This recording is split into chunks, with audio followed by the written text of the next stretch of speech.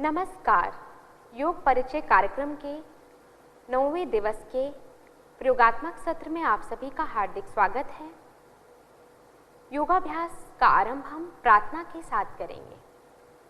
तो आइए प्रार्थना के लिए सबसे पहले किसी भी आरामदायक स्थिति या ध्यानात्मक आसन में बैठ जाएं।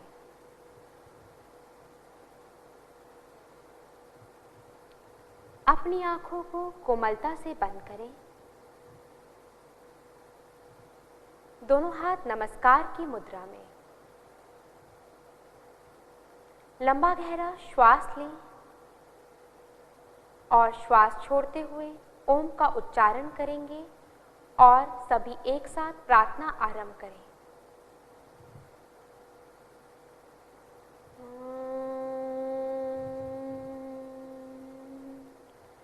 पूर्णमदः पूर्णमिदं पूर्णात् पूर्णमुदच्यते पूर्णस्य पूर्णमादाय पूर्णमेवावशिष्यते।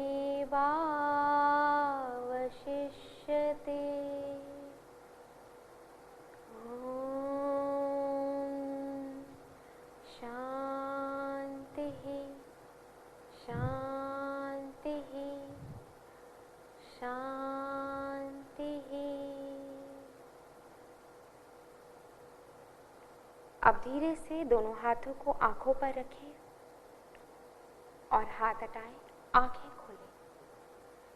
एक बार पुनः आज के प्रयोगात्मक सत्र में आप सभी का स्वागत। सबसे पहले चालन क्रियाओं का अभ्यास करें। चालन क्रियाओं के अभ्यास के लिए अपने स्थान पर खड़े हो जाएं।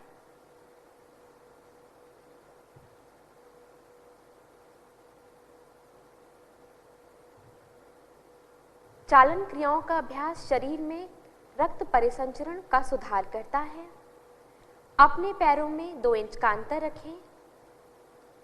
हथेलियां शरीर के बगल में। आंखों को कोमलता से बंद करें।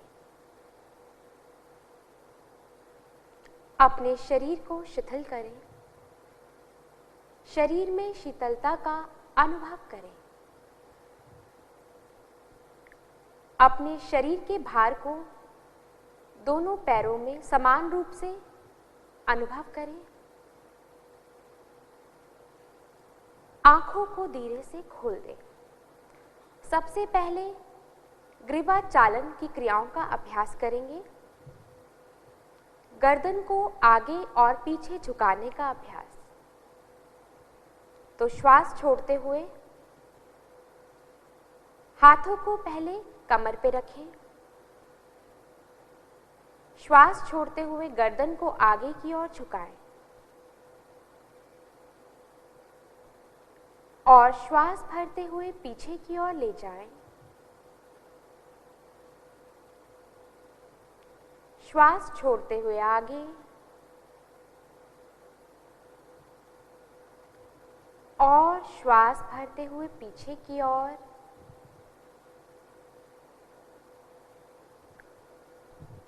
और श्वास छोड़ते हुए धीरे से गर्दन को सामान्य स्थिति में ले आएं। आप गर्दन को दाईं ओर और बाईं ओर झुकाने का अभ्यास करेंगे। श्वास छोड़ते हुए अपनी गर्दन को दाईं ओर झुकाएं। दाएं कान को दाएं कंधे के पास लाएं। श्वास भरते हुए मध्य में गर्दन को वापस ले आएं। श्वास छोड़ते हुए गर्दन को बाईं ओर झुकाएं और दाईं ओर खिंचाव का अनुभव करें। श्वास भरते हुए वापस। पुनः श्वास छोड़ते हुए गर्दन को दाईं ओर झुकाएं। श्वास भरते हुए धीरे से वापस। श्वास छोड़ते हुए गर्दन को बाईं ओर झुकाएं और श्वास भरते हुए धीरे से मध्य भाग में वापस ले आएं। अब गर्दन को दाईं ओर और बाईं ओर मोड़ने का अभ्यास। श्वास छोड़ते हुए ग्रीवा को दाईं ओर घुमाएं। श्वास भरते हुए मध्य में वापस ले आएं। श्वास छोड़ते हुए गर्दन को बाईं ओर घुमाएं। श्वास भरते हुए धीरे से वापस। श्वास छोड़ते हुए दाईं ओर। ध्यान दें आपकी ठुड्डी जो है वो कंधे के ऊपर आए। श्वास भरते हुए वापस लाएं। श्वास छोड़ते हुए गर्दन को पुनः बाईं ओर ले जाएं और श्वास भरते हुए मध्य में वापस लाएं। अब गर्दन को गोलाकार घुमाने का अभ्यास करेंगे। श्वास छोड़ते हुए गर्दन को आगे की ओर झुकाएं और ठुड्डी को वक्षस्थल के साथ लगाएं। श्वास भरते हुए गर्दन को सुई की दिशा में धीरे धीरे घुमाएं और श्वास छोड़ते हुए धीरे से आगे लाएं। अब सुई की विपरीत दिशा में गर्दन को घुमाएं। श्वास भरते हुए पीछे की ओर ले जाएं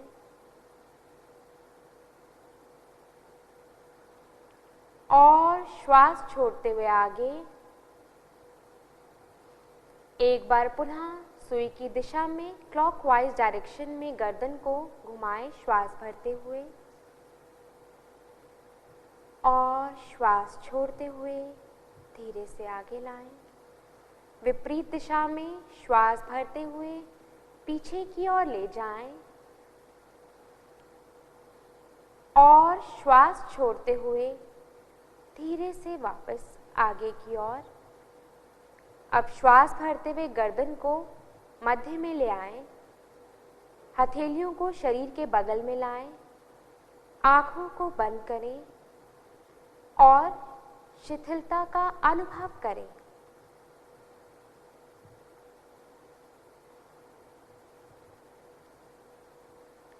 आंखों को धीरे से खोलें। अब हम स्कंद चालन की क्रिया का अभ्यास करेंगे। श्वास भरते हुए दोनों भुजाओं को धीरे धीरे ऊपर उठाएं। ध्यान दें हथेलियों का रुख बाहर की तरफ हो। श्वास छोड़ते हुए धीरे से वापस ले आएं।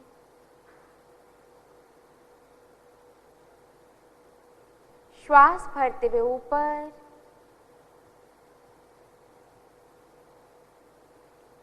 और छोड़ते हुए नीचे। धीरे से वापस। अब स्कंद चक्र की क्रिया का अभ्यास करें। श्वास भरते हुए दोनों भुजाओं को कंधे की सीध में ले आएं। हथेलियों को पलटें। अब अपनी उंगलियों को दोनों कंधों पर रखें। कोहनियों को मिलाएं आगे से। अब श्वास भरते हुए कंधों को ऊपर की ओर उठाएं और भुजाओं को भी ऊपर की ओर ले जाएं। पूरा पीछे की ओर से घुमाते हुए श्वास छोड़ते हुए नीचे लाएं। आगे से पुनः कोहनियों को मिलाएं। श्वास भरते हुए ऊपर एक बार पुनः दोहराएं। पूरा पीछे की ओर से खींचते हुए श्वास छोड़ते हुए नीचे। अब विपरीत दिशा में अभ्यास को दोहराएं। श्वास छोड़ते हुए नीचे, पूरा पीछे की ओर खींचें। श्वास भरते हुए ऊपर, कोहनियों को आगे से मिलाएं, छोड़ते हुए नीचे, भरते हुए ऊपर और छोड़ते हुए धीरे से कोहनियों को मिलाएं। अब भुजाओं को फैलाएं, कोहनियों को सीधा करें, हथेलियों को पलटें, श्वास छोड़ते हुए धीरे से वापस आएं।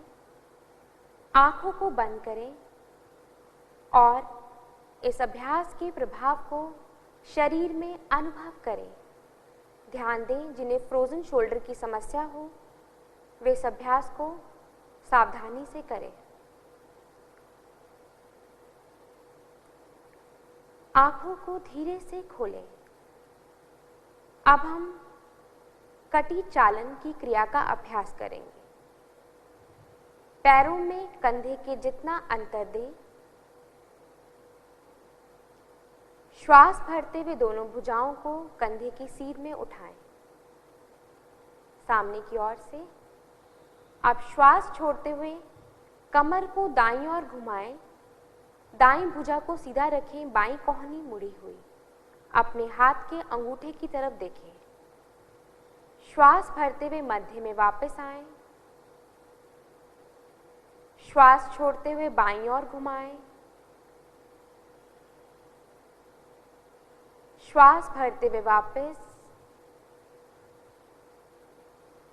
श्वास छोड़ते हुए दाईं ओर।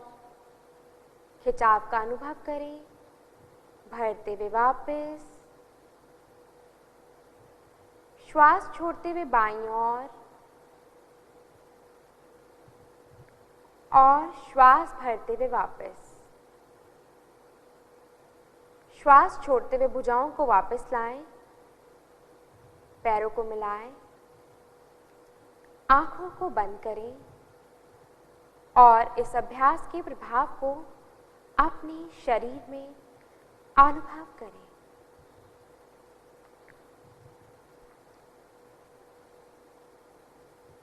अगला अभ्यास घुटने की चालन क्रिया का अभ्यास। आंखों को खोलें। अब आप चाहें तो दोनों पैरों में कंधे के जितना अंतर दे सकते हैं। श्वास भरते हुए पुनः दोनों भुजाओं को कंधे की सीध तक उठाएं। अब श्वास को छोड़ते हुए धीरे धीरे घुटनों को मोड़ें और कुर्सी की अवस्था में बैठें। श्वास भरते हुए वापस। एक बार पुनः श्वास छोड़ते हुए नीचे। ध्यान दें, आपके घुटने पैर के पंजे से आगे ना जाएं। श्वास भरते हुए ऊपर। श्वास छोड़ते हुए भुजाओं को वापस ले आएं। पैरों को मिलाएं। आंखों को बंद करें। इस अभ्यास के प्रभाव को शरीर में अनुभव करें। ध्यान दें, जिन्हें ऑस्टियोआर्थराइटिस की समस्या हो वह इस अभ्यास को ना करें।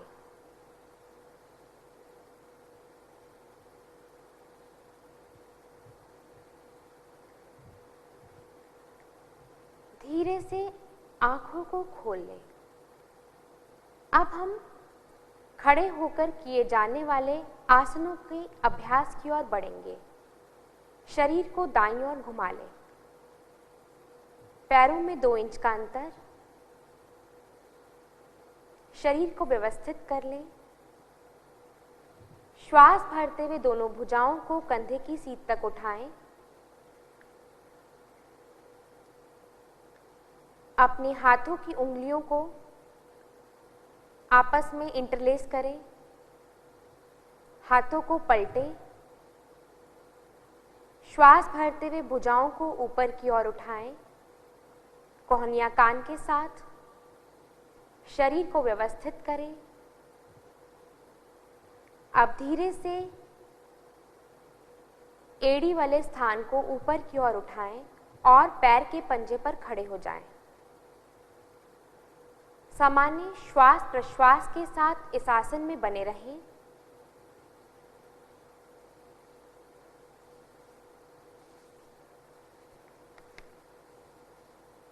श्वास छोड़ते हुए धीरे से एड़ियां वापस नीचे लाएं और भुजाओं को भी धीरे से वापस ले आएं। हाथों को पलटें और धीरे से वापस। आंखों को बंद करें और इस आसन के अभ्यास को शरीर में अनुभव करें। इसके प्रभाव को शरीर में अनुभव करें।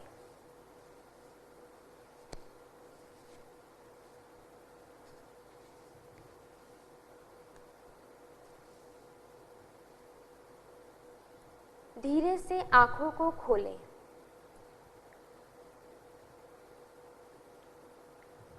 अब हम अगला अभ्यास वृक्षासन करेंगे। सामने की ओर आ जाएं। वृक्षासन के लिए अपने दाएं घुटने को मोड़ें और दाएं पैर की एड़ी को बाईं जंघा के मूल पर हाथों की सहायता से रखें। अब श्वास भरते हुए धीरे से भुजाओं को ऊपर की ओर लेकर आएं। हथेलियों को पलटें, दोनों हाथों को ऊपर की ओर ले आएं और नमस्कार की मुद्रा में परस्पर जोड़ें। सामान्य श्वास प्रश्वास के साथ आसन में बने रहें।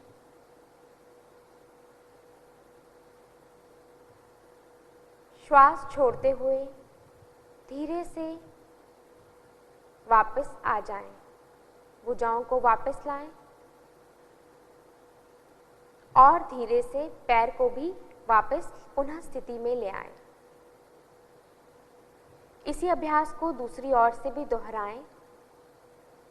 बाएं घुटने को मोड़ें, बाएं पैर की एड़ी को दाईं जंघा के मूल पर रखें। श्वास भरते हुए दोनों भुजाओं को ऊपर की ओर नमस्कार की मुद्रा में ले आएं। सामान्य श्वास प्रश्वास के साथ आसन में बने रहें। किसी भी एक पॉइंट पर, किसी एक बिंदु पर देखते रहें।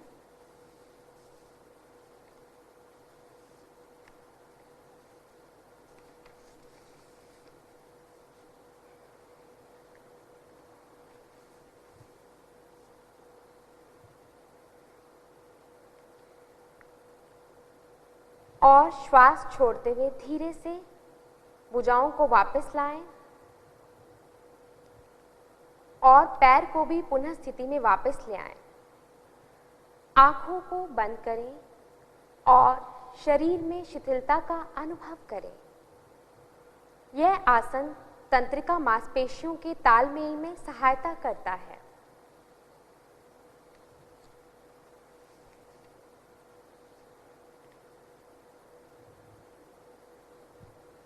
धीरे से आंखों को खोलें। अब हम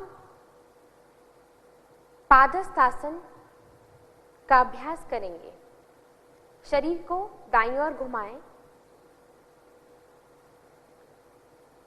पैरों में 2 से 3 इंच का अंतर रख सकते हैं। श्वास भरते हुए दोनों भुजाओं को धीरे धीरे ऊपर उठाएं।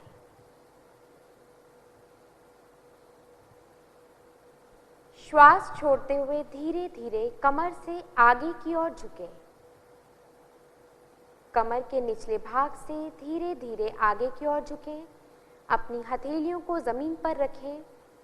दोनों हाथों को अपने पैरों के बगल में रखें।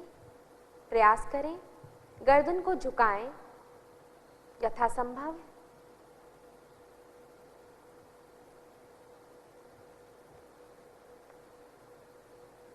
आसन में बने रहें। अब श्वास भरते हुए धीरे धीरे दोनों भुजाओं को ऊपर की ओर उठाएंगे शरीर के साथ और श्वास छोड़ते हुए धीरे से साइड से भुजाओं को वापस लाएं। अपनी आंखों को बंद करें और इस आसन के प्रभाव को शरीर में अनुभव करें। पादहस्तासन आपकी कमर की मांसपेशियों में खिंचाव लाता है और आपकी पेट की मांसपेशियों में भी आंतरिक मसाज करता है और आपके पाचन तंत्र को सुधारता है। ध्यान दें, जिन्हें कमर में दर्द की समस्या हो वे सावधानी से करें। अब धीरे से आंखों को खोलें। अब हम अर्धचक्रासन का अभ्यास करेंगे। अपने हाथों को कमर के पीछे रखें। अपनी दोनों कोहनियों को समानांतर पर रखें। कंधों को पीछे की ओर खींचें। श्वास भरते हुए सिर और कमर को पीछे ले जाएं।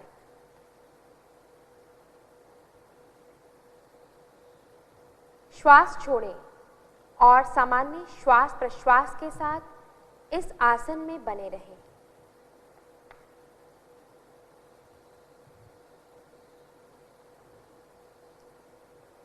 श्वास भरते हुए सिर को वापस ले आएं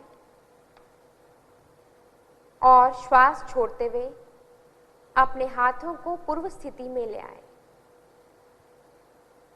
आंखों को बंद करें और शिथिलता का अनुभव करें। यह आसन आपकी श्वसन क्षमता को बढ़ाता है और कमर दर्द के प्रबंधन में भी सहायक है।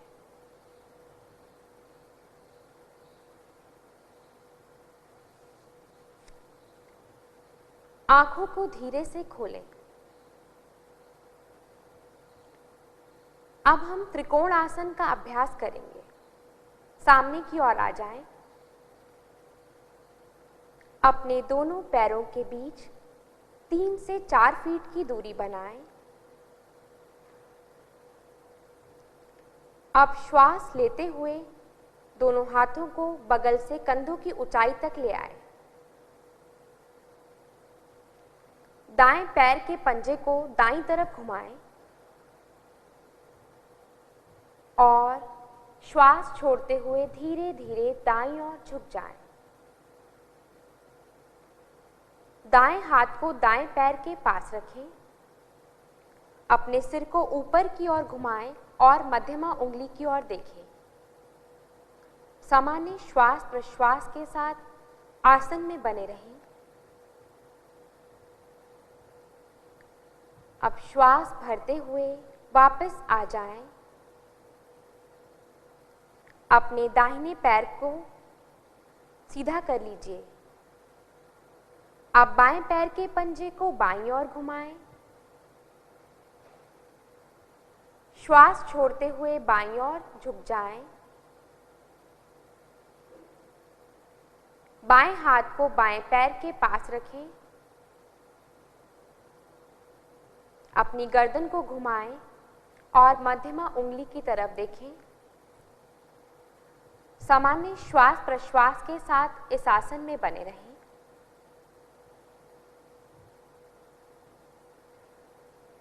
धीरे से श्वास भरते हुए वापस आ जाएं। अपने बाएं पैर को सीधा करें। अपने दोनों पैरों को मिलाएं और भुजाओं को भी वापस ले आएं। आंखों को बंद करें और इस आसन के प्रभाव को शरीर में अनुभव करें। त्रिकोणासन आपकी कमर, जंघाओं तथा कंधे की मांसपेशियों को मजबूत बनाता है।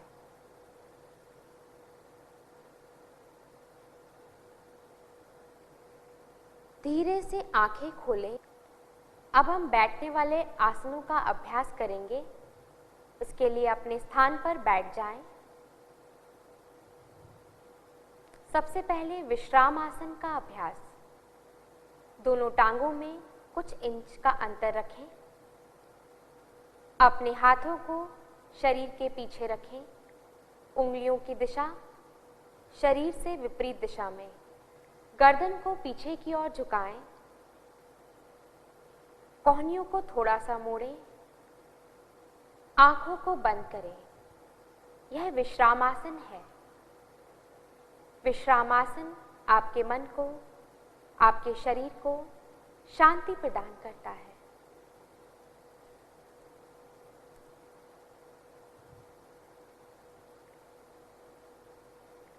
अब हम दंडासन करेंगे। अपनी दोनों टांगों को मिलाएं, गर्दन को वापस लाएं, अपने हाथों को नितंब के पास रखें, कमर को सीधा कर लें। यह दंडासन का अभ्यास है।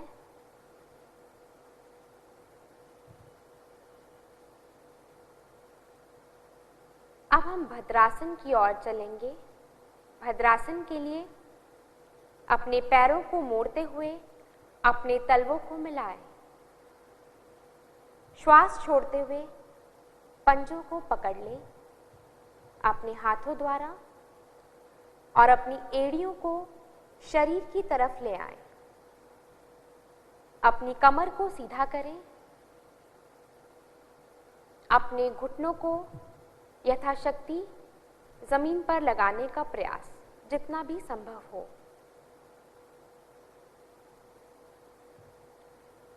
यह आसन महिलाओं के लिए बहुत अधिक लाभकारी है।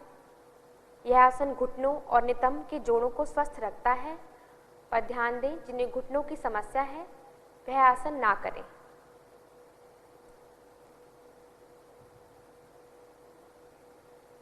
आप धीरे से दंडासन की स्थिति में आ जाएं।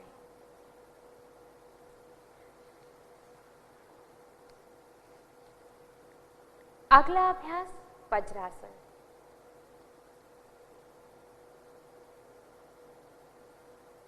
अपने पैरों को मोड़ते हुए एड़ियों के बीच बैठ जाएं।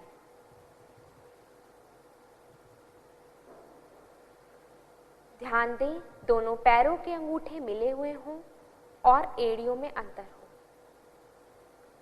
आप धीरे से अपने दोनों हाथों को घुटने पर रखें।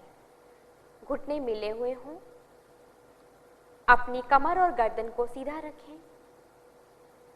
सामान्य श्वास प्रश्वास के साथ इस आसन में बने रहें। यह वज्रासन का अभ्यास है। यह हमारी पाचन क्रिया के लिए लाभदायक है और पैरों की मांसपेशियों को भी मजबूती प्रदान करता है। अगर आपको ऑस्टियोआर्थराइटिस की समस्या हो तो आप यह आसन ना करें।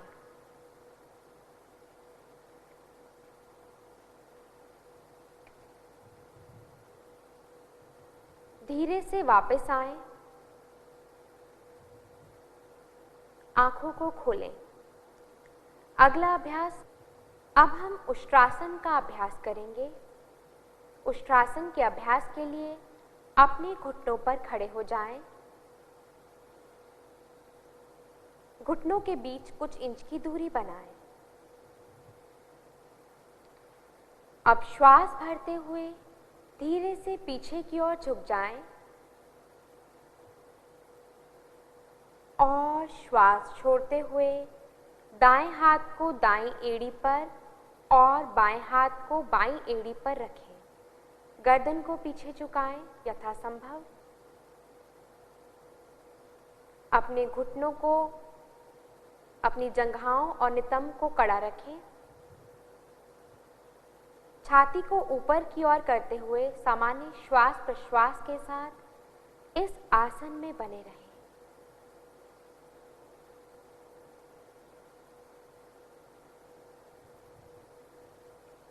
अब श्वास भरते हुए पुनः वज्रासन की स्थिति में वापस आ जाएं।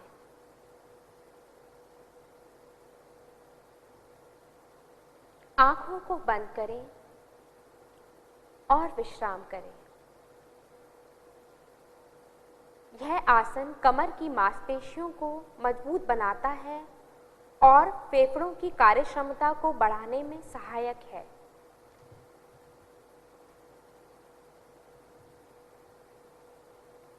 अगला अभ्यास शशकासन। आंखों को खोलें। अपने दोनों घुटनों के बीच कुछ इंच की दूरी बनाएं।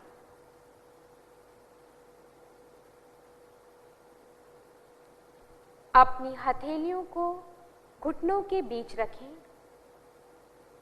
और श्वास छोड़ते हुए बिना नितंबों को उठाए शरीर को धीरे धीरे आगे ले जाएं। अपनी छाती और ठुड्डी को जमीन पर लगाएं और सामान्य श्वास प्रश्वास के साथ इस आसन में बने रहें।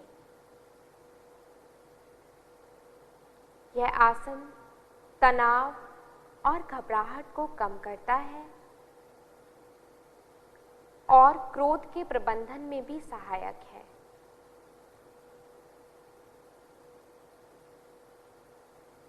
श्वास भरते हुए धीरे धीरे वज्रासन की स्थिति में वापस आएं।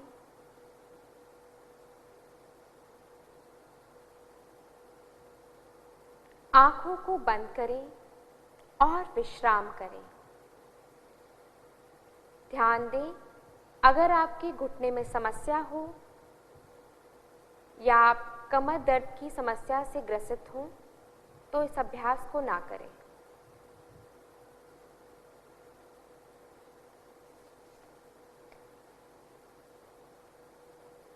अगला अभ्यास उत्तान मंडूकासन। सामने की ओर आ जाएं।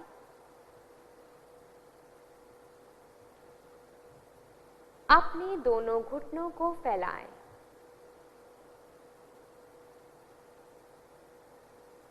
अब श्वास लेते हुए दोनों भुजाओं को ऊपर उठाएं।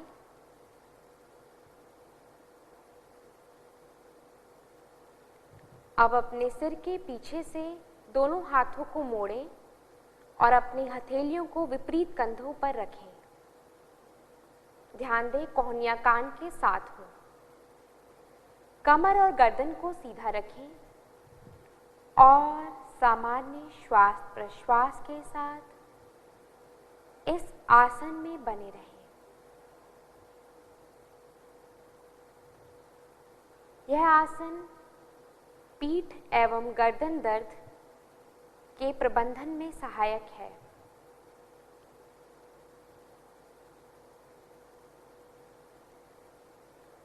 अब धीरे से श्वास भरते हुए अपने दोनों हाथों को सीधा करें। श्वास छोड़ते हुए दोनों हथेलियों को घुटनों पर ले आएं। अब अपने घुटनों को मिलाते हुए पूर्व स्थिति में वज्रासन में आ जाएं। आंखों को बंद करें और विश्राम करें।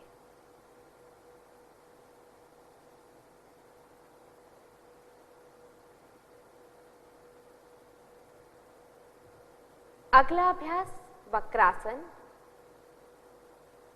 धीरे से आंखें खोल दें।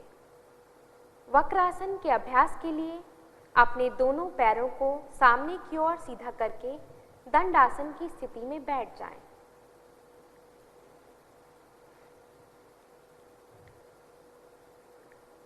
अब धीरे से अपने दाएं पैर को मोड़ते हुए दाएं पंजे को बाएं घुटने के पास रखें। दाएं हाथ को पीछे की ओर ले जाएं, शरीर के पास रखें। उंगलियों की दिशा शरीर से विपरीत। अब अपने बाएं हाथ को दाएं घुटने के ऊपर से घुमाते हुए दाएं पंजे के पास रखें। श्वास छोड़ते हुए सिर और शरीर को दाईं तरफ घुमाएं। ध्यान दें, कमर को सीधा रखें। ऊपर की ओर कमर को खींचें। कंधे एक सीधे हों।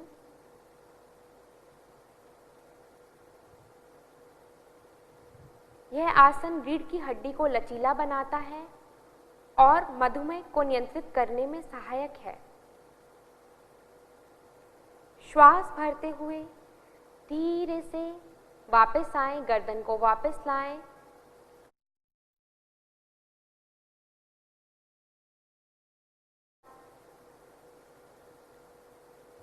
घुटने को भी सीधा करें। अब यह आसन बाईं तरफ से भी दोहराएं। धीरे से बाएं पैर को मोड़ें और बाएं पैर के पंजे को दाएं घुटने के पास रखें। अपने बाएं हाथ को पीछे की ओर घुमाएं, शरीर के पास रखते हुए। अब दाहिने हाथ को बाएं घुटने के ऊपर से घुमाते हुए बाएं पंजे के पास रखें। श्वास छोड़ते हुए सिर और शरीर को बाईं तरफ घुमाएं। कमर को ऊपर की ओर खींचें। कुछ देर सामान्य श्वास प्रश्वास के साथ आसन में बने रहें।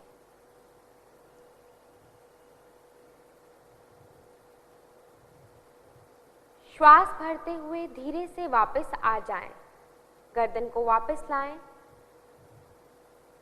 दाईं भुजा को वापस लाएं, बाएं घुटने को सीधा करें और हाथ को वापस लाएं।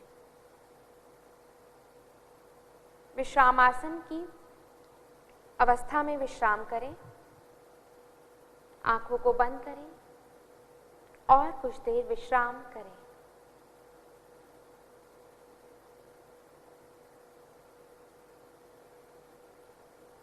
आप धीरे से आंखों को खोलें। आप पेट के बल लेटकर किए जाने वाले आसनों का अभ्यास करेंगे। इसके लिए पेट के बल लेट जाएं।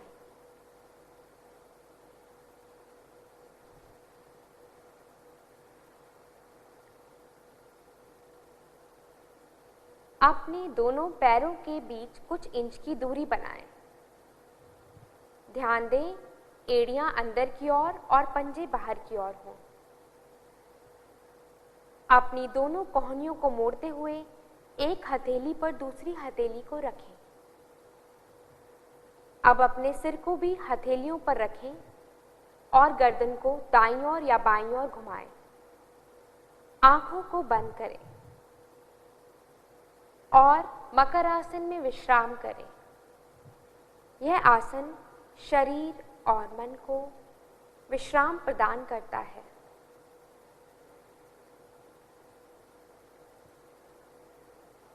आपकी फेफड़ों की कार्यक्षमता को बढ़ाने में भी सहायक हो सकता है।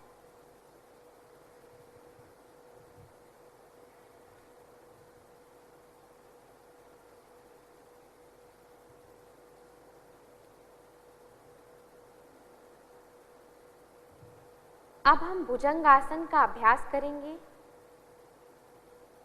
भुजंग आसन के अभ्यास के लिए धीरे से दोनों पैरों को मिलाएं।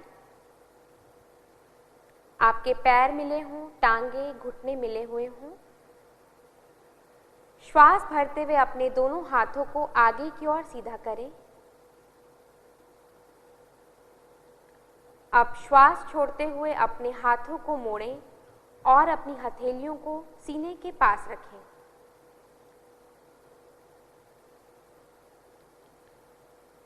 अब धीरे से श्वास को भरते हुए अपनी ठुड्डी और छाती को नाभि वाले भाग तक उठाएं। धीरे धीरे उठाएं। ध्यान दें, कोहनियां शरीर के साथ सटी हों। सामान्य श्वास प्रश्वास के साथ आसन में बने रहें।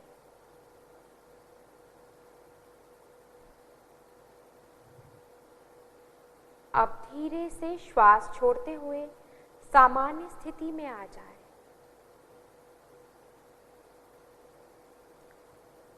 और मकर आसन में विश्राम करें।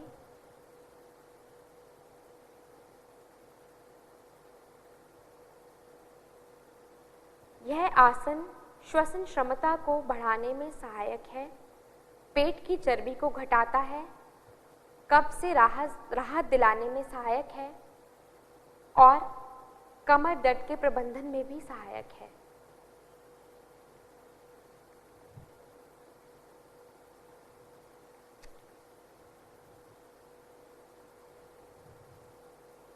अगला अभ्यास शलभासन। शलभासन के अभ्यास के लिए पुनः अपने पैरों को मिलाएं।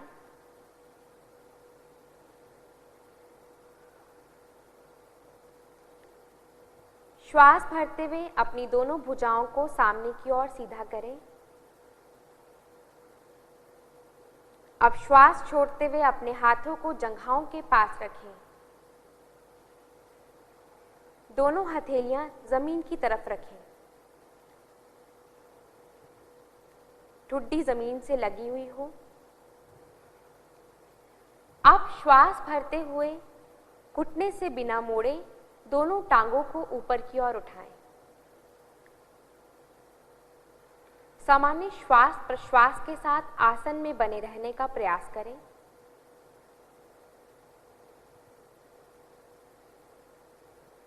श्वास छोड़ते हुए धीरे धीरे दोनों पैरों को नीचे ले आएं और मकरासन में पुनः विश्राम करें। यह आसन सियाटिका तथा पीठ दर्द के प्रबंधन में सहायक है। ध्यान दें, जिन्हें हृदय रोग की समस्या हो, उच्च रक्तचाप की समस्या हो, वह यह आसन ना करें।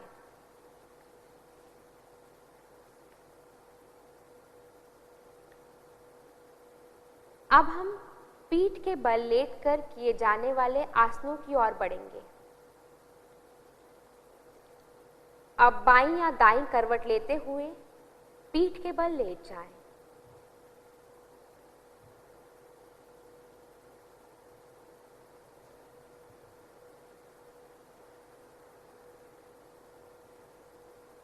कुछ क्षण के लिए विश्राम करें।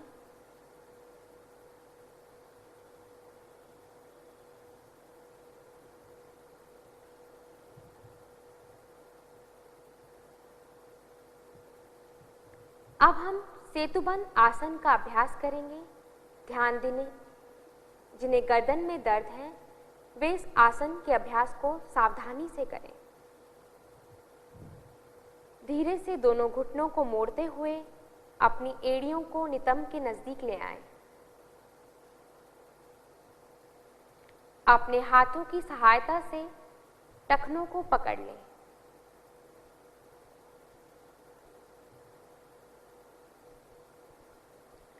अब श्वास लेते हुए धीरे धीरे नितंब व कमर को ऊपर उठाएं और पुलनुमा आकृति बनाएं।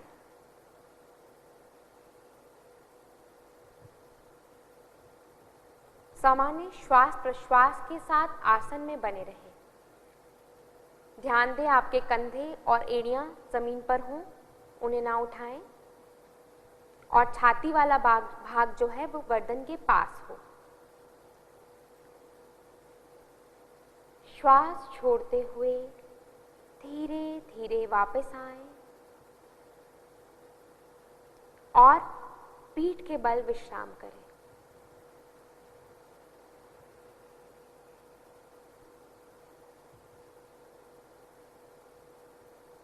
यह आसन अवसाद की रोकथाम में सहायक है और कमर दर्द के प्रबंधन में भी सहायक है।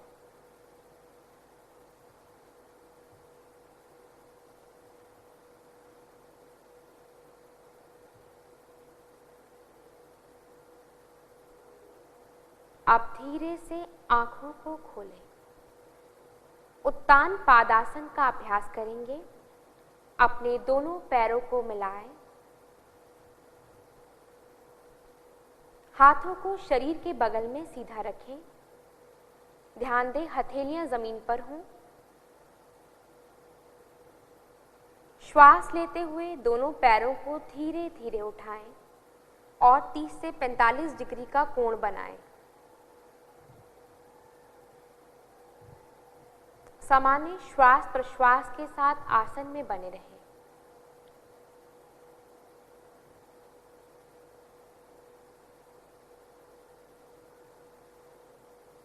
अब श्वास छोड़ते हुए धीरे धीरे दोनों पैरों को जमीन पर ले आएं और विश्राम करें। यह आसन श्वसन क्षमता को सुधारने में सहायक है। आपकी पेट की चर्बी को कम करने में भी सहायक है। ध्यान दें, जिन्हें कमर में दर्द की समस्या हो वे इस अभ्यास को सावधानी से करें।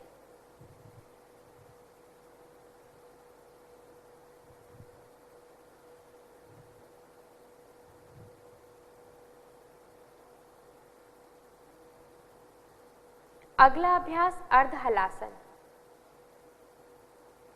अर्ध हलासन के लिए दोनों पैरों को मिलाएं। अपने हाथों को पुनः जंघाओं के पास रखें। अब श्वास भरते हुए घुटनों को बिना मोड़े धीरे धीरे पैरों को उठाएं और 90 डिग्री का कोण बनाएं।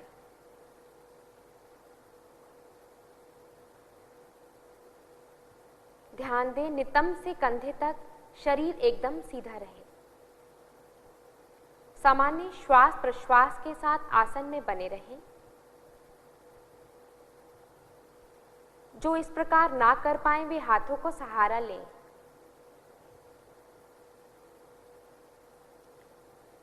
अब श्वास छोड़ते हुए धीरे धीरे दोनों पैरों को वापस ले आए।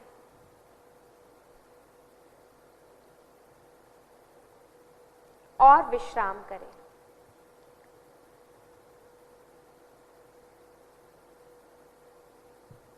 यह आसन उच्च रक्तचाप के प्रबंधन में सहायक है। पर ध्यान दें, अगर आपका रक्तचाप 140/90 से अधिक हो तो इस अभ्यास को सावधानी से करें। जिन्हें कमर में दर्द की समस्या हो वह भी दोनों टांगे एक साथ ना उठाएं, एक एक टांग उठाकर इस अभ्यास को करें।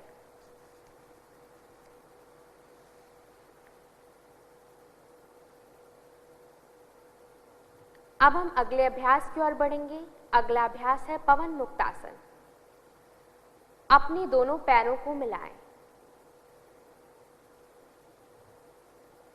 अपने दोनों घुटनों को मोड़ते हुए अपनी जांघों को सीने के पास ले आएं।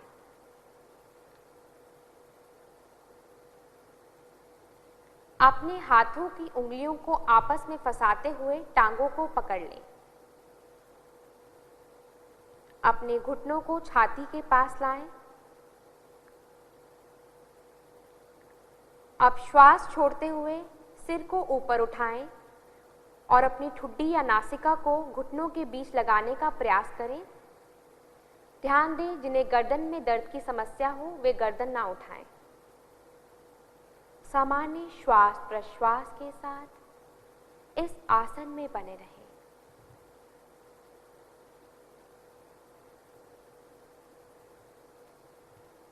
अब श्वास छोड़ते हुए सिर और पैरों को वापस ले आएं।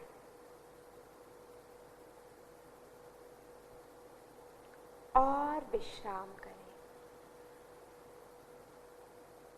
यह आसन पाचन क्रिया को मजबूत बनाने में सहायक है।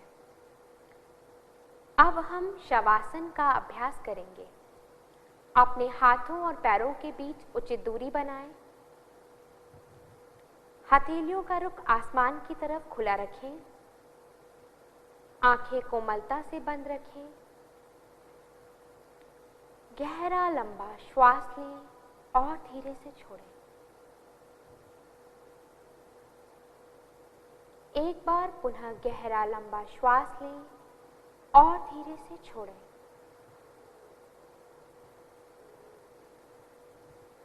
ध्यान दें, जब आप श्वास ले रहे हैं तो आपका पेट ऊपर की ओर आ रहा है और जब आप श्वास छोड़ रहे हैं तो आपका पेट अंदर की तरफ जा रहा है।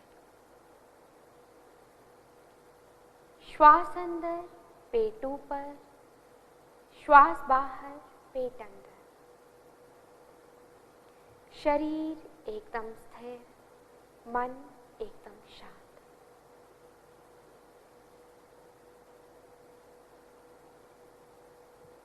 शरीर के प्रत्येक अंग के प्रति सजगता का भाव रखें और शिथिल हो जाएं।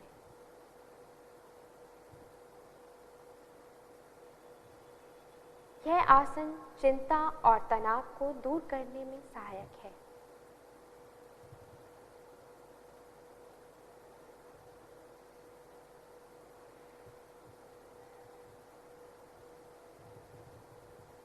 अब धीरे से दाईं या बाईं ओर करवट लें।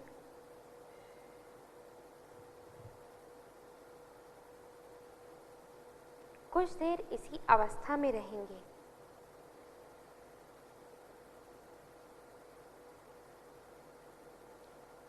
और हाथों की सहायता से उठकर बैठ जाएं।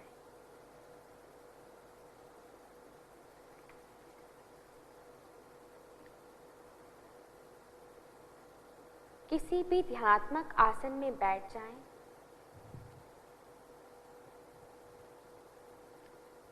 अब हम कपालभाति का अभ्यास करेंगे। आंखों को कोमलता से बंद रखें, कमर और गर्दन को सीधा करें, अपने हाथों की ज्ञान मुद्रा बनाएं और हाथों को घुटनों पर रखें।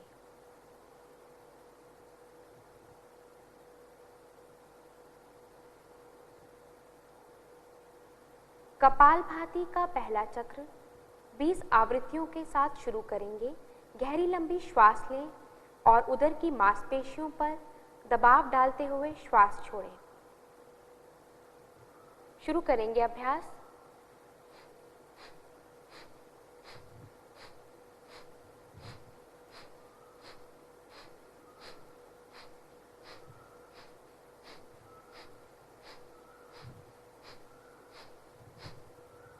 और विश्राम का अनुभव करें, शांति का अनुभव करें।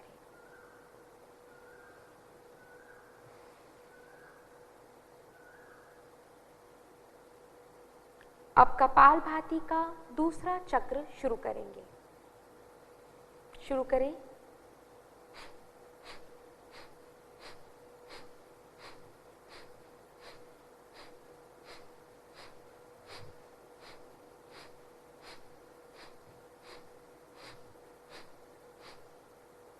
और विश्राम।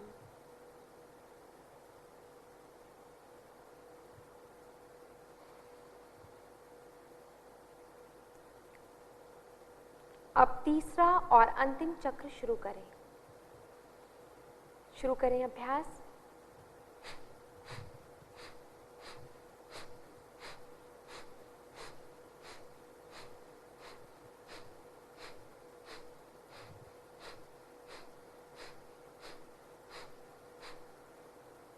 और विश्राम। कपालभाति श्वसन अंगों के कार्य को सुधारने में सहायक है और कफ विकारों को दूर करता है। ध्यान दें, जिन्हें हृदय रोग, उच्च रक्तचाप, हर्निया की समस्या हो, वह यह अभ्यास ना करें। जिनकी रिसेंट कोई पेट की सर्जरी हुई हो, वह भी यह अभ्यास ना करें। अपने शरीर के भीतर हो रहे परिवर्तन को अनुभव करें। अपनी श्वास में आए परिवर्तन को अनुभव करें।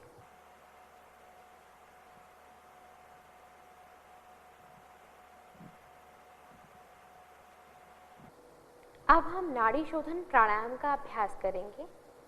नाड़ी शोधन का अर्थ है यानी नाड़ियों की शुद्धि। यह प्राणायाम जो है नाड़ियों की शुद्धि करने में सहायक है। इस प्राणायाम का अभ्यास सभी प्राणायाम के पूर्व किया जाना चाहिए ताकि शरीर से नाड़ियों की शुद्धि हो जाए और प्राणायाम का उचित अभ्यास हो सके। कमर गर्दन को सीधा रखें, आंखों को बंद रखें, अपने बाएं हाथ की ज्ञान मुद्रा बनाएं और उसे घुटने पर ही रखें और दाएं हाथ से प्राणायाम या नासाग्र मुद्रा बनाएं। उसके लिए पहले अंगूठे को सीधा रखें, हाथ की मुट्ठी बनाएं और फिर अपनी कनिष्ठिका और अनामिका उंगली को सीधा करें और मध्यमा और तर्जनी उंगली को अंगूठे के मूल में लगाएं। अब अंगूठे से दाहिने नासारंध्र को बंद करें धीरे से और बाईं ओर से श्वास लें। अब बाएं नासिकारंध्र को बंद करते हुए दाएं नासिकारंध्र से श्वास को धीरे से छोड़ें।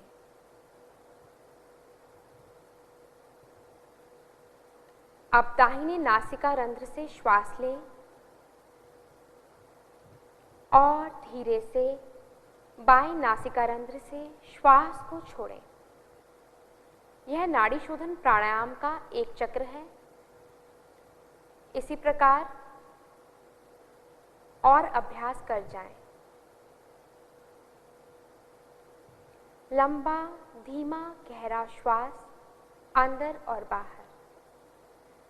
ध्यान रहे आपका श्वास धीमा, गहरा और लयबद्ध हो। कमर गर्दन सीधी रहे, शरीर एकदम स्थिर, मन एकदम शांत।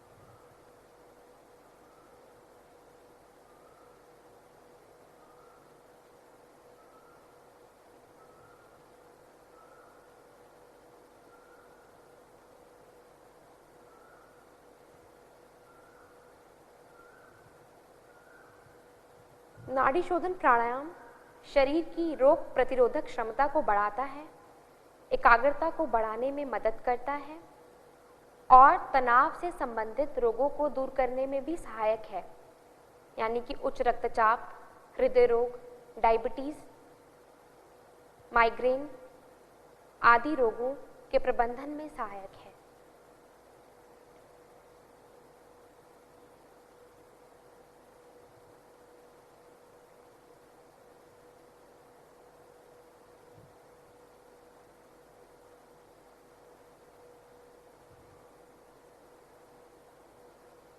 इसका अभ्यास कोई भी कर सकता है और इसका अभ्यास आप चाहे तो सुबह, चाहे दोपहर, शाम, रात को भी कर सकते हैं।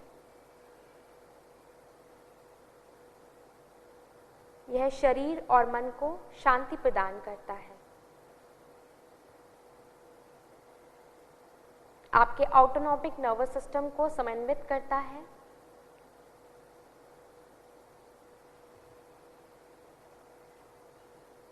आपकी नाड़ियों की शुद्धि करके उनमें प्राण के प्रवाह को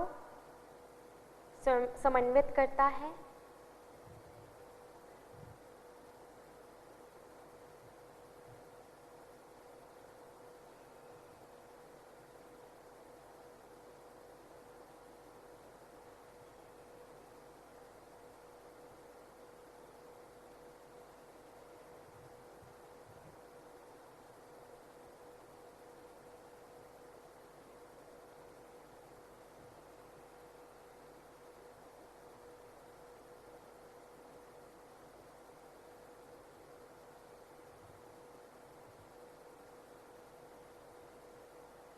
अब बाएं नासिका रंध्र से श्वास छोड़ते हुए धीरे धीरे वापस आ जाएं।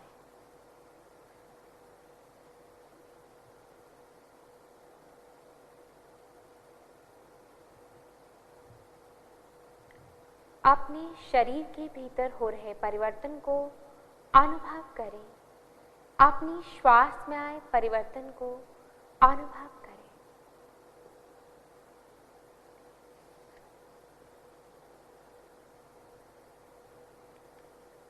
अब हम ध्यान की ओर बढ़ते हैं। आंखों को बंद ही रखें। मेरुदंड को पुनः सीधा करें और हाथों की ज्ञान मुद्रा ही धारण रखें। अपने गर्दन और कंधे को शिथिल करें। अपनी श्वास पर ध्यान केंद्रित करें।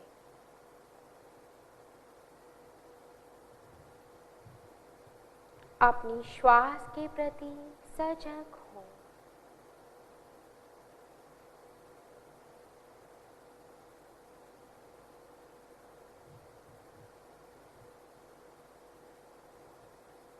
अपनी श्वास की गति पर ध्यान केंद्रित करें कि आपका श्वास तीव्र है या धीमा।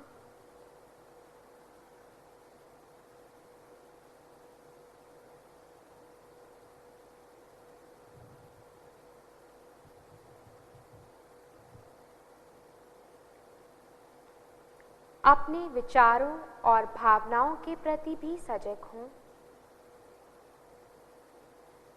अच्छे बुरे जैसे भी विचार मन में उठें, उन्हें साक्षी भाव से देखें। जैसे भी विचार मन में आए, शुद्ध या अशुद्ध, उन पर किसी प्रकार की कोई प्रतिक्रिया ना करें। अपने विचारों को उनसे बिना जुड़े देख जाएं। ऐसा करने पर धीरे धीरे आप निर्विचार स्थिति की ओर बढ़ जाएंगे।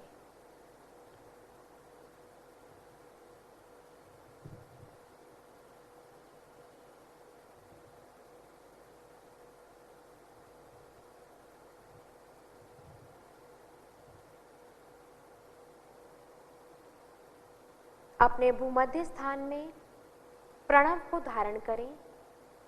ओम के चिन्ह की कल्पना करें। ओम पर ही धारणा करें और ध्यान लगाएं। ध्यान में लीन हो जाएं।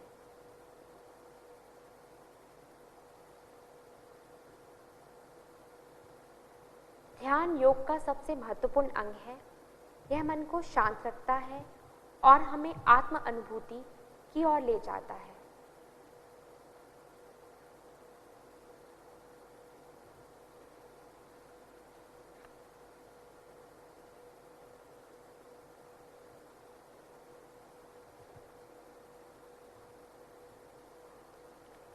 अब सामान्य श्वास प्रश्वास पर ध्यान केंद्रित करें और मन ही मन यह संकल्प धारण करें कि हमें अपने मन को हमेशा संतुलित रखना है।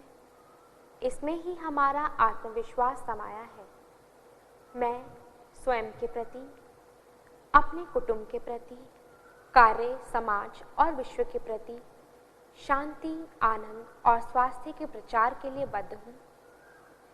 मैं मानव मूल्यों का पालन करने के लिए प्रतिबद्ध हूँ और देश के विकास के लिए समर्पित हूँ। एवं इन कठिन परिस्थितियों में भी हमें सदैव एकजुट होकर रहना है।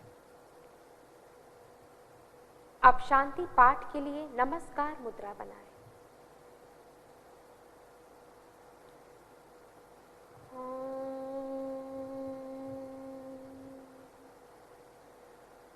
सर्वे भवन्तु सुखिनः, सर्वे सन्तु निरामयाः, सर्वे भद्राणि पश्यन्तु, मा कश्चित् दुःखभाग् भवेत्, मा कश्चित् दुःखभाग् भवेत्, मा कश्चित् दुःखभाग् भवेत्। ॐ शान्तिः शान्तिः शान्तिः। दोनों हाथों को आंखों पर रखें। धीरे से हाथ हटाएं और आंखें खोलें। आज के लिए इतना ही। आप सभी का धन्यवाद। आप सभी का दिन मंगलमय हो।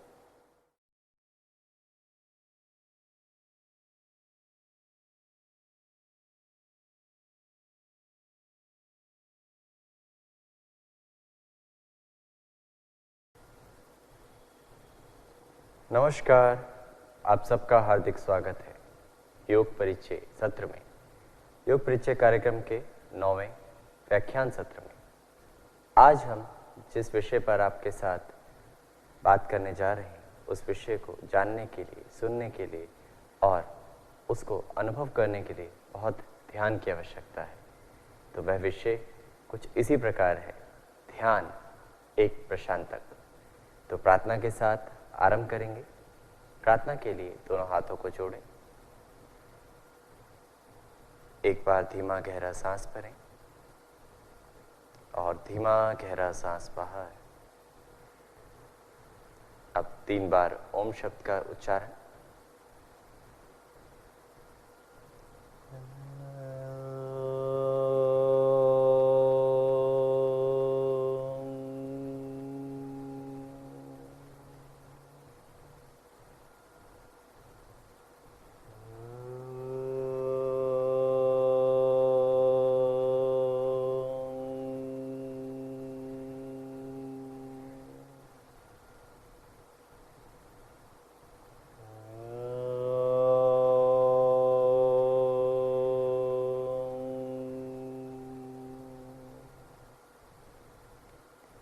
शांति शांति शांति।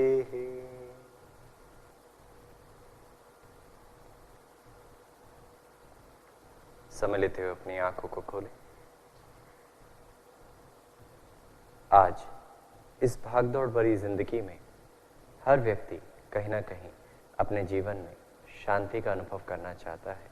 वह उस शांति के अनुभव करने के लिए किसी जगह विशेष को ढूंढता है या कहीं अपने घर से अलग जाकर कुछ समय बिताने की कोशिश करता है, या हम ऐसे विषय वस्तुओं का चयन करने की कोशिश करते हैं जिससे हमें शांति मिल पाए। पर क्या शांति को बाहर ढूंढना सही है? शांति को ढूंढने के लिए भीतर की यात्रा करना बहुत ज़रूरी है। किसी ने बहुत खूब कहा है, आया जब से देखना करके बंद आँखों से, खुली आँखों से जो देखा कुछ अटपटा सा लगा। अर्थात जब भीतर देखना आ जाए तब हमें बाहर के विषय वस्तुओं का प्रभाव हमारे ऊपर उतना नहीं होता है। और आज हम कुछ ही ऐसे ही चीज़ों के ऊपर बात करने जाएंगे। तो जो विषय है ध्यान, एक प्रशांतक अर्थात मेडिटेशन, अ ट्रैंक्विलाइजर। क्या ध्यान हर कोई व्यक्ति विशेष कर सकता है? क्या ध्यान किसी भी उम्र में किया जा सकता है? क्या ध्यान करने के लिए कुछ विशेष तैयारी करनी पड़ती है? क्या ध्यान करने का सिर्फ एक ही माध्यम है, एक ही तरीका है? इन सब चीज़ों के ऊपर आज चर्चा करेंगे। तो आइए शुरू करते हैं आज का सत्र। सबसे पहले जानते हैं ध्यान शब्द है क्या, ध्यान शब्द की उत्पत्ति कहाँ से हुई। ध्यान शब्द संस्कृत के मूल शब्द ध्यान से लिया गया है। संस्कृत की युज धातु ध्यान से लिया गया है, जिसका अर्थ है चिंतन करना। किसी भी विषय वस्तु का या किसी भी चीज़ के लिए बहुत ज़्यादा डीप जाकर उसके बारे में सोचना, उसका चिंतन करना, उस ध्यय धातु का अर्थ है। और ध्यान उसी से लिया गया है। सांख्य दर्शन के अनुसार जो ध्यान की परिभाषा दी गई है, आइए उसको जानते हैं। ध्यानम निर्विषयम मनः, अर्थात सभी परेशान और विचलित करने वाली भावनाएं, विचार, इच्छाएं, इन सब से मन को मुक्त करने का माध्यम, मन को विचारहीन करने की जो स्थिति है वह ध्यान है। यानी हमें विषयों से अलग कर कर अपने भीतर की तरफ जोड़ने का जो भाव है वह ध्यान है। ध्यान की चर्चा और कहाँ देखने को मिलती है? तो महर्षि पतंजलि जी के माध्यम से बताए गए अष्टांग योग में उन्होंने 7वां अंग जो बताया है वह ध्यान है। तो 7 अंग से पहले की जो यात्रा है, यम, नियम, आसन, प्राणायाम, प्रत्याहार, ये 5 बहिरंग योग में आते हैं। अंतिम 3 धारणा, ध्यान, समाधि, ये अंतिम 3 अंतरंग योग में आते हैं। तो अगर आप ध्यान की साधना करना चाहते हैं तो उससे पहले कुछ पूर्व तैयारी करना बहुत ज़रूरी है। जैसे ये 7वां अंग है, ये प्रथम अंग नहीं है, तो इससे पहले 6 अंगों की तैयारी हमें करनी पड़ेगी। तो वह महर्षि पतंजलि जी के माध्यम से बताया गया है। और मुख्य अगर मैं बात करूं तो ध्यान के लिए जो विशेष तैयारी होनी चाहिए, जो पूर्व तैयारी होनी चाहिए, उनमें सर्वप्रथम शौच में षटकर्म का अभ्यास, वह अभ्यास जो आपकी देह को शुद्ध करके आपको पात्रता, आपके शरीर को तैयार कर पाए, आपको पात्रता दे पाए ध्यान के लिए। दूसरा अभ्यास जो पूर्व तैयारी में आएगा वह है आहार। आहार कैसा हो, बहुत महत्वपूर्ण है ध्यान करने के लिए, खुद को खुद से जोड़ने के लिए, उस स्थिति को अनुभव करने के लिए, निर्विचार स्थिति का अनुभव करने के लिए हमें आहार का चयन बहुत महत्वपूर्ण है। तो आहार मिताहार होना चाहिए, सात्विक आहार होना चाहिए या युक्त आहार, ऐसा आहार जो सुपाच्य हो, जिसका प्रभाव, जिससे हमारे शरीर पर सकारात्मकता प्रदान करे। उसके अतिरिक्त जो तीसरा मुख्य बिंदु है वह है कि आपको अपने आसनों पर नियंत्रण होना चाहिए, यानी आसन स्थिर होना चाहिए जिसमें आप लंबे समय तक बैठ सकें। अक्सर देखा जाता है कुछ क्षण के बाद शरीर में पीड़ा आनी शुरू हो जाती है, हमें आसन बदलना पड़ जाता है। तो कहीं ना कहीं ठहराव या स्थिरता नहीं है शरीर में और हम ध्यान करने की कोशिश कर रहे हैं, तो लंबे समय तक हम उस यात्रा के लिए आगे नहीं बढ़ पाएंगे। तो इन चीज़ों को हमें ध्यान रखना है। हमने सबसे पहला कहा कि शौच, दूसरी पूर्व तैयारी आहार, तीसरी आसनों को साधना है। उसके पश्चात प्राणायाम अच्छा स्तर पे आपका होना चाहिए, जिसके साथ साथ आप अगले स्तर के लिए तैयार हो। और ध्यान करने से पहले एक और विषय वस्तु का ध्यान करना है, वह है धारणा। सीधे ध्यान घटित नहीं होता है, पहले धारणा करनी पड़ती है। धारणा क्या है उसको जानते हैं। महर्षि पतंजलि जी के माध्यम से कहा गया है, देश बंदे चित्तस्य धारणा, अर्थात धारणा मन का एक स्थान, वस्तु या विचार से बंधन है। सरल शब्दों में कहें तो किसी एक विषय वस्तु को धारण कर लेना, जिसके ऊपर आप एकाग्र हो जाए। आप किसी विषय वस्तु का चयन करें, वह कुछ भी हो सकती है, प्रकृति की कोई विषय वस्तु या आप इष्ट देव का स्वरूप या किसी बीज मंत्र का स्वरूप, आप किसी भी विषय वस्तु को धारण करके उसके साथ जुड़ने की कोशिश कर सकते हैं, वह धारणा है। धारणा जब लंबे समय तक घटित होनी शुरू हो जाए, बीच बीच में ध्यान हटता है, फिर जुड़ते हैं, हटता है, फिर जुड़ते हैं, जब लंबे समय तक धारणा घटित होनी शुरू हो जाए, तब ध्यान घटित होना शुरू होता है। और ध्यान के लिए क्या कहा है महर्षि पतंजलि जी ने? उन्होंने कहा है तत्र प्रत्यय एकतांता ध्यानम, अर्थात जहाँ चित्त को लगाया जाए उसी में वृत्ति को एक तार चलना ध्यान है। जैसे एक तेल को कहीं दूसरी जगह पर डाला जा रहा हो और पतली धार, निरंतर धार जो बनकर चल रही है, बिना टूटे, बिना कोई बाधा आए, वह धार उस सीधी धार के प्रति उसी प्रकार कहीं ना कहीं ध्यान की तुलना अगर हम करें तो गलत नहीं होगा। पर वह धार तभी संभव है जब हम धारणा को साध चुके हों, तभी हम ध्यान करने के पात्र होंगे। तो यहाँ पर हम 3 चीज़ों का नाम लेंगे, ध्येय, ध्याता और ध्यान।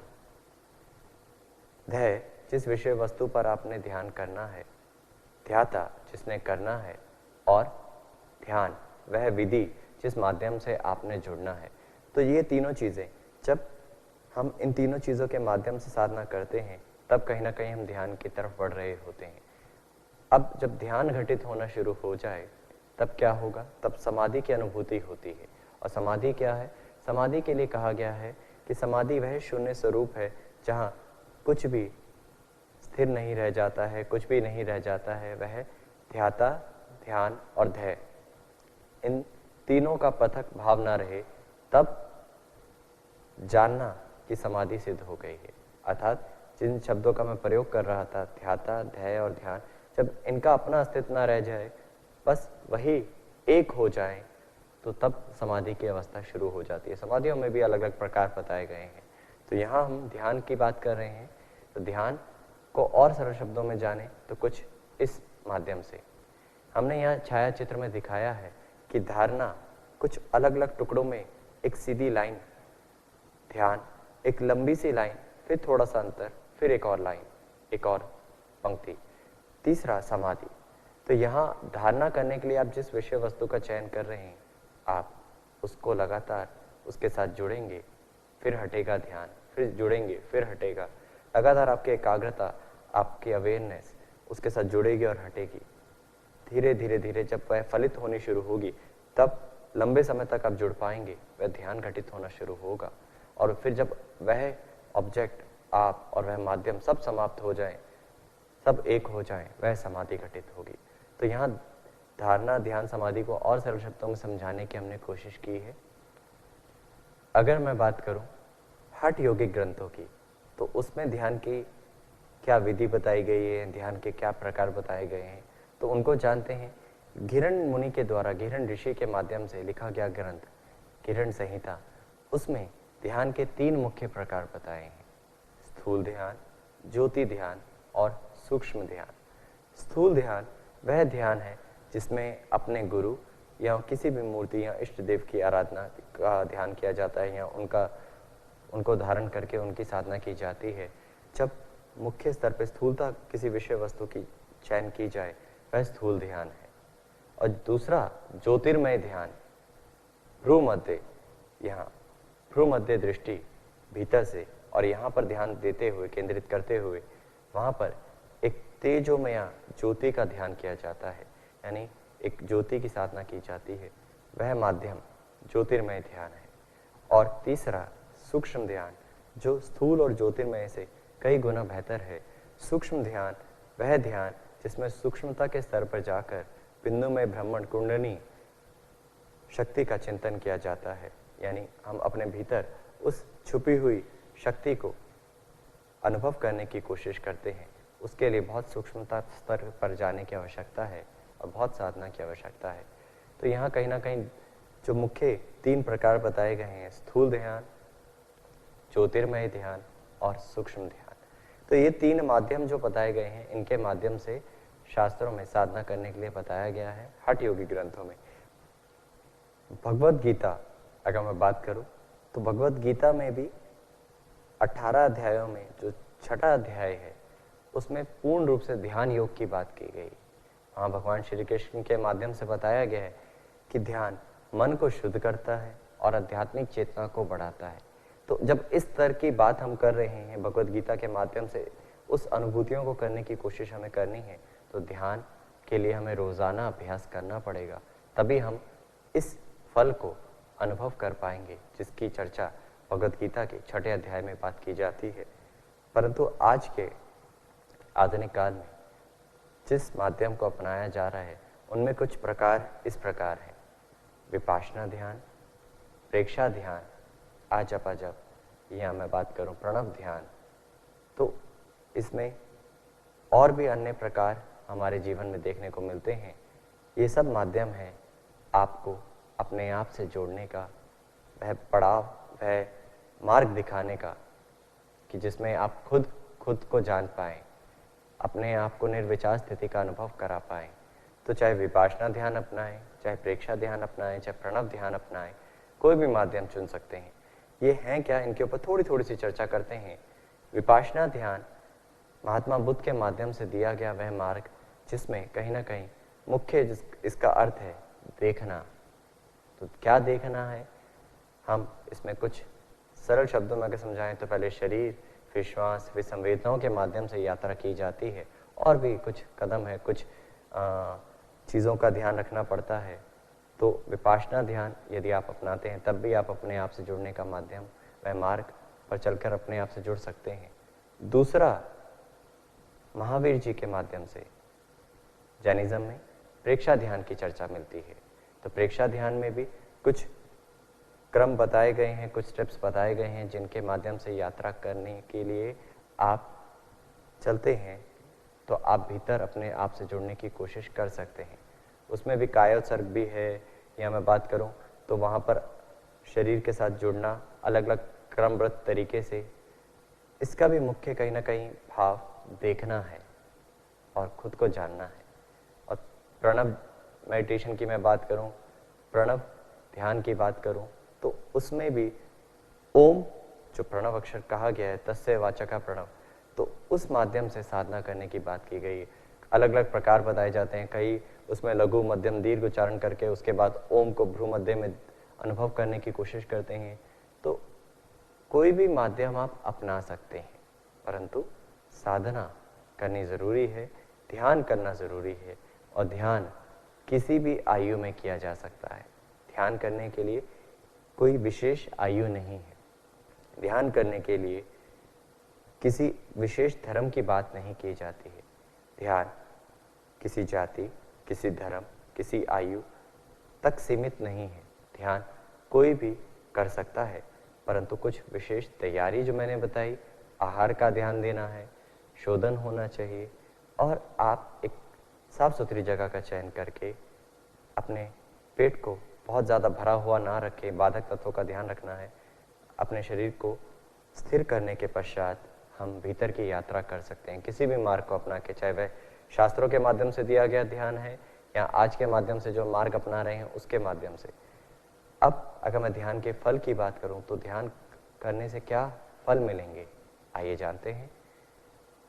शास्त्रों में कहा गया है ध्यान का अभ्यास करने का उद्देश्य है संस्कारों से मुक्त होना। संस्कार जो भीतर कहीं ना कहीं हमारे अंदर फलित हो रहे हैं, घटित हो रहे हैं। जब हम किसी भी विषय वस्तु को बहुत ज़्यादा सोचते हैं, विचार करते हैं, इंद्रियों से जो चीज़ गहन करके बार बार उसके ऊपर कार्य कर रहे हैं, वह कहीं ना कहीं संस्कार का रूप ले लेती है। और इससे मुक्त होने के लिए हम ध्यान को ही माध्यम बनाकर आगे बढ़ें तो बहुत अच्छा होगा। इसके अतिरिक्त हमें क्या लाभ मिलते हैं, तो यहाँ किरण ऋषि के माध्यम से बताया गया है ध्यान वह है जिसमें आत्म साक्षात्कार किया जा सकता है। यानी ध्यान के माध्यम से हम खुद को अपने असली स्वरूप की तरफ ले जा सकते हैं। जहाँ कहा जाता है तदा दृष्ट स्वरूप अवस्थानम। जब लहरें चल रही होती है तो हिलती हुई लहरों में हम अपना स्वरूप नहीं देख सकते हैं। अपने आप को देखने की कोशिश करें तो हिलते हुए पानी में, हिलती हुई लहरों में हम अपने आप को नहीं देख सकते हैं। जब पानी स्थिर हो जाए, रुका हुआ हो, ठहरा हुआ हो, तब हम अपने स्वरूप को देख पाएंगे। इसी प्रकार जब भीतर बहुत सारी चीज़ें चल रही हैं, हम अपने आप को जानने की कोशिश करने की तरफ बढ़ने का प्रयास कर रहे हैं पर नहीं जान पाएंगे। निरंतर अभ्यास करते करते जब भीतर की लहरें, भीतर का विचलित मन शांत होना शुरू हो जाएगा, वृत्तियों पर निरोध आना शुरू हो जाएगा, तब हम अपने असली स्वरूप को देख पाएंगे। और अगर मैं बात करूं तो और क्या लाभ हमें मिल सकते हैं, हमारे स्वास्थ्य लाभ की मैं बात करता हूं या ध्यान के माध्यम से, तो इम्यूनिटी बढ़ाने में बहुत मदद प्रदान करता है।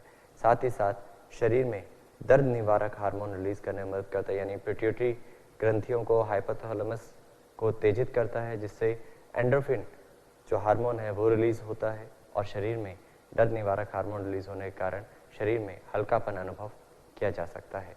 ध्यान मस्तिष्क की कार्य क्षमता को बढ़ाता है और ध्यान इसके अतिरिक्त बहुत सारी चीज़ों में हमें लाभ देता है, जैसे भय, क्रोध, अवसाद, तनाव, चिंता आदि जैसे नकारात्मक भावनाएं हमारे जीवन में दूर रखता है।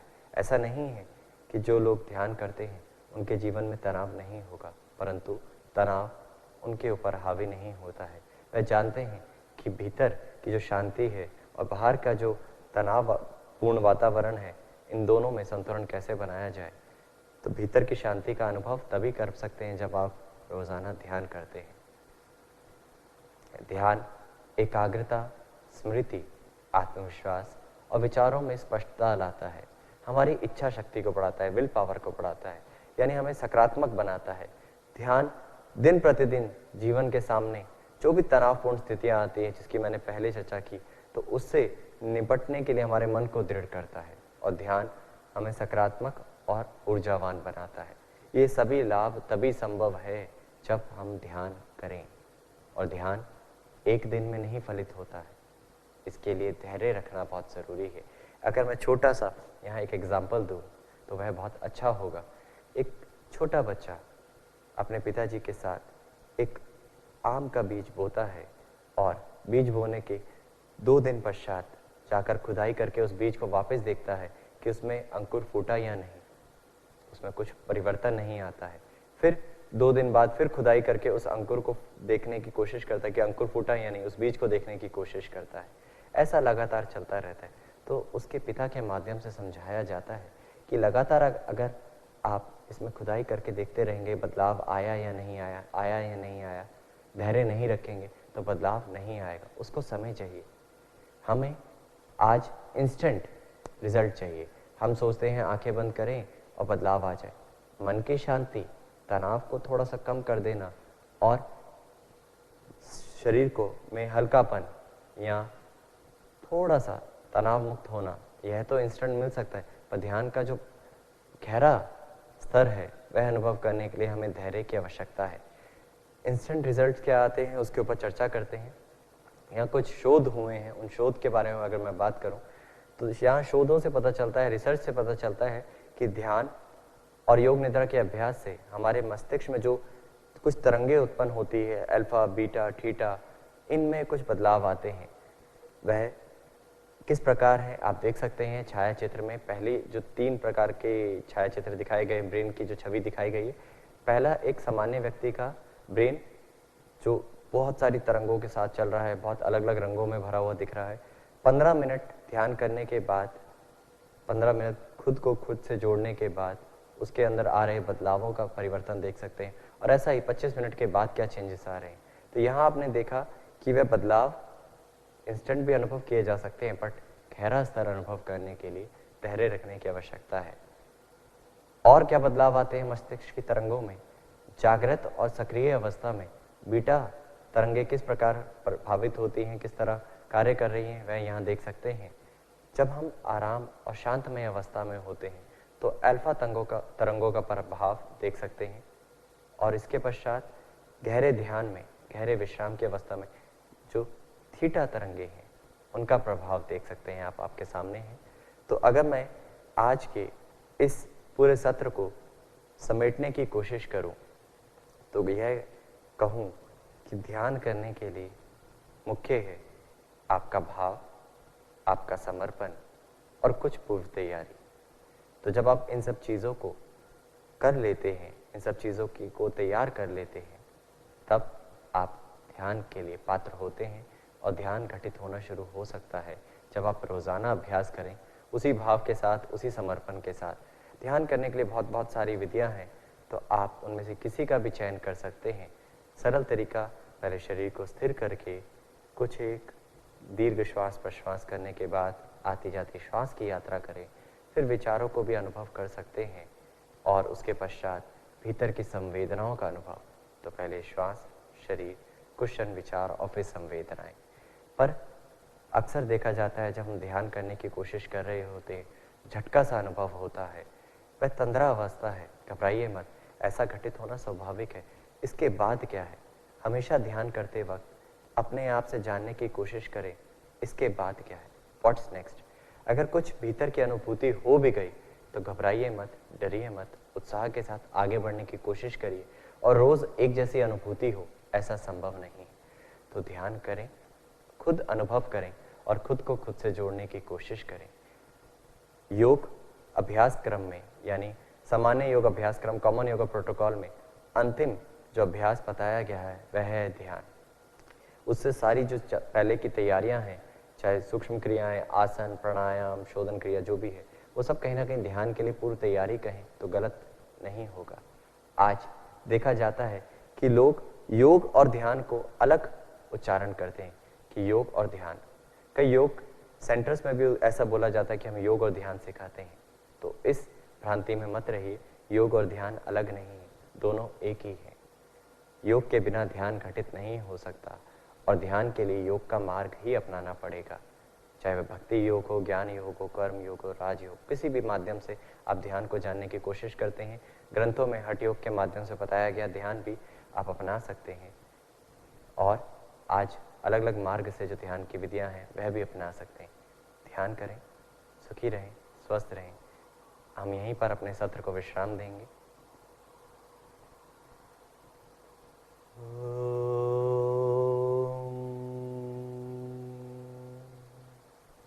शांति शांति शांति।